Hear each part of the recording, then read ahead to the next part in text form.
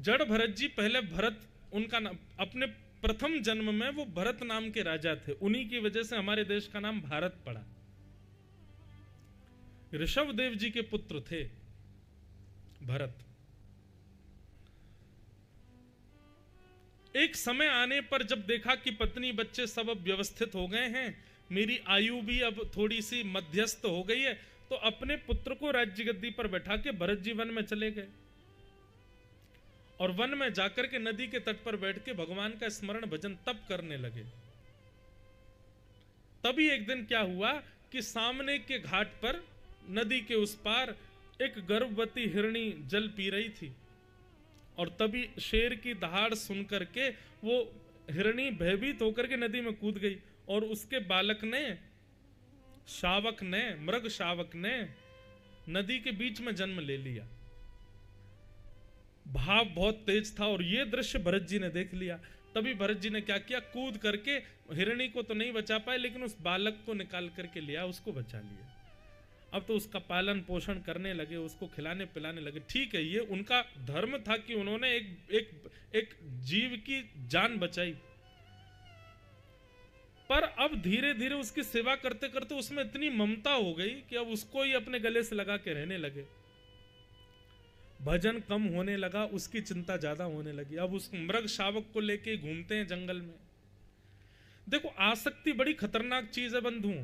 पत्नी से निकल गई आसक्ति, बच्चों से निकल गई, अपने राज्य से निकल गई, लेकिन एक हिरण के बालक में चली गई। ये आसक्ति कब कहां चली जाए कुछ पता नहीं है। आसक्ति बड़ी खतरनाक वस्तु है। ये तो अच्छी तवई मानो कि ये ठाकुर जी में लग जाए। भरत जी महाराज उस बालक की सेवा पूजा खूब सेवा में रहने लगे। अब उसमें इतने आसक्त हो गए कि अब 24 घंटे नेत्रों को वही चाहिए। थोड़ा थोड़ा वो हिरण का बालक बड़ा हुआ, तब एक दिन उसने हिरणों का झुंड देखा। हिरण का झुंड देखते ही वो मृग शावक तो उछलने लगा और भरत जी को छोड़ के जाने लगा। भरत जी को तब भी समझ नहीं आया कि इसका परिवार वही है, मैं क्यों रखा हूं इसको अपने पास। मृग शावक उन हिरणों के साथ चला गया और उसकी याद में व्याकुल भरत जी महाराज रोने लगे। दिन रात उसकी याद करते करते करते एक दिन रुग्ण हो गए, बीमार हो गए और एक दिन भरत जी के प्राण निकल गए। इतनी आसक्ति हो गई थी हिरण के बालक में कि अगले जन्म में फिर वो हिरण ही बने। और ये शास्त्राज्ञा, अंत या मति सा गति, अंत में जो मति में होगा अगले जन्म में वही बनोगे आप।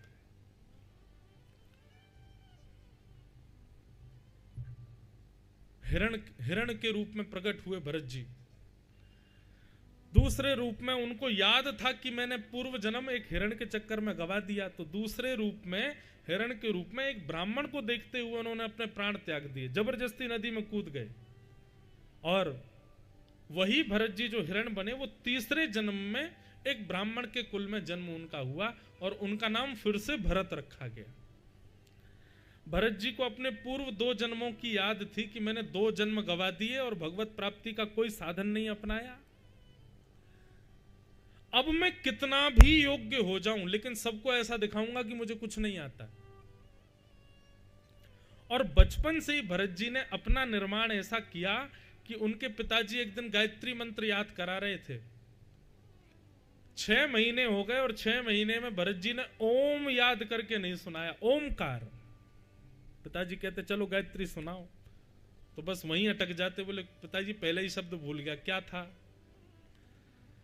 तब सबने, उनका घर वालों ने ही नाम रख दिया। बोले कि भैया 6 महीने में ओम याद नहीं कर पाया, इतना मूर्ख बालक है हमारे घर का, इसका नाम जड़ भरत रख दो। तो नाम जड़ भरत पड़ गया।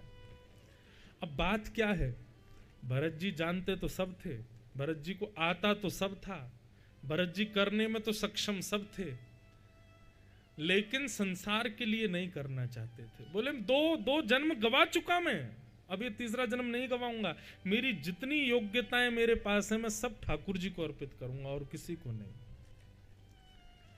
और वही भरत जी महाराज जड़ भरत के रूप में आए और जड़ भरत के रूप में आगे चल करके फिर एक बार रहुगन राजा को उन्होंने ज्ञान उपदेश किया। बड़ी कथा है, पर एक बात है, भक्ति मार्ग में भक्त को चाहिए जो अपनों सुख चाहे हो तो मूर्ख बन के रहो।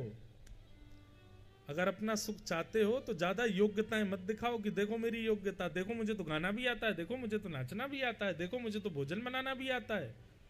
ये सारी योग्यताएं संसार को रिझाने के लिए नहीं, ठाकुर जी को रिझाने के लिए रखो। तो कथा सुनने से एक ही काम होगा, कृष्ण प्रिय लगने लगेंगे। और ये सब जो